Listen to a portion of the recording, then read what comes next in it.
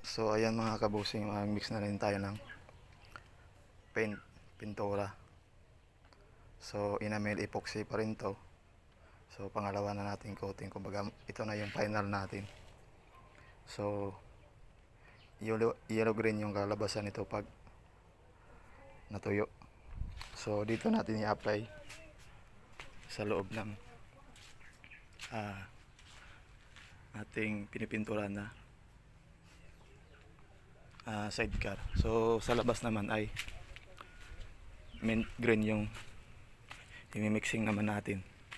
Yan mga kabusing. So actually, so hindi na talaga natin 100% na pagandahin itong ating gagawin kasi sa atin lang to eh. So at least hindi na siya magkaroon ng kalawang. Yan mga kabusing. Yan, so andyan yung mga materialis natin. Ito yung gagamitin natin pang spray. So panoorin nyo kung paano natin ginawa at pag-apply ng pintura.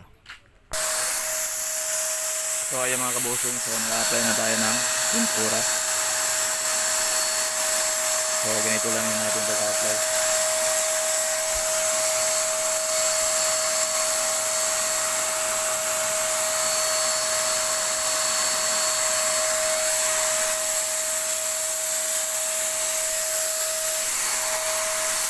Yan.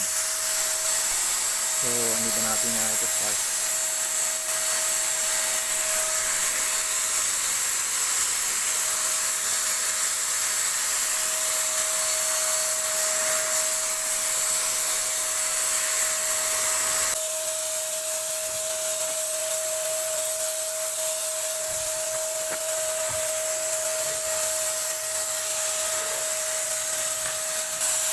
So yan yung loob.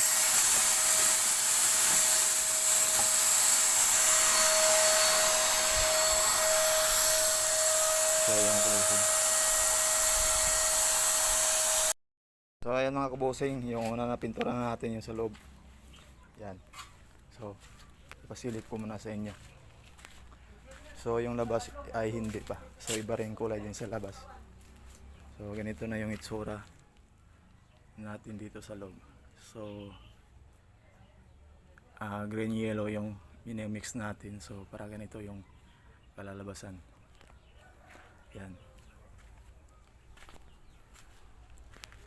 Yan mga kabusing. So sakon lang yung nilagay natin dito sa single para hindi naman talaga magkaroon ng pintura pag nalaglag.